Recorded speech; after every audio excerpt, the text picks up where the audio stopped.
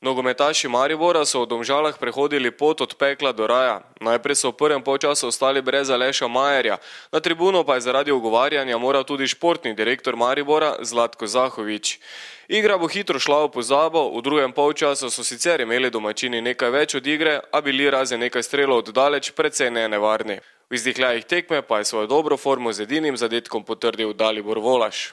Tekma je bila pa že od samega začetka taka, da se nasprotnik enostavno ni pognal naprej na vso moč, ampak je v vsakem trenutku se zelo hitro zaprl, nismo imeli prostora, da bi jim nekaj kvalitetnega odigrali, vendar smo v fazi branjenja stali res perfektno in to prinaša točke.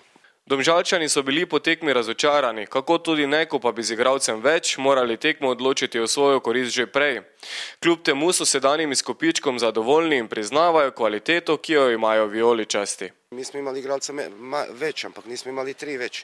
I mi smo igrali 10-9 u takvoj igri proti enega Maribora, da tok smo dominantni bili drugi polčas, da dejansko sam jaz ponosan na svoje fante. Dalibor Volaš pravi, da je normalno, da so se več branili kot napadali.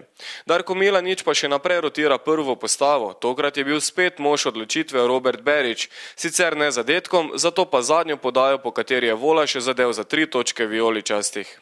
Celo tekmo smo garali. Odlika velikih ekip je tudi, da se dobro brani. Mi smo se branili 70 minut in na koncu z malo sreće zasluženo slavili. Kljub porazu ostajajo Domžale s 3 točkami prednosti pred Nafto na drugem mestu. Vodilni Maribor pa ima po 12 krogih že kar 15 točk prednosti pred četrto uvrščeno Gorico.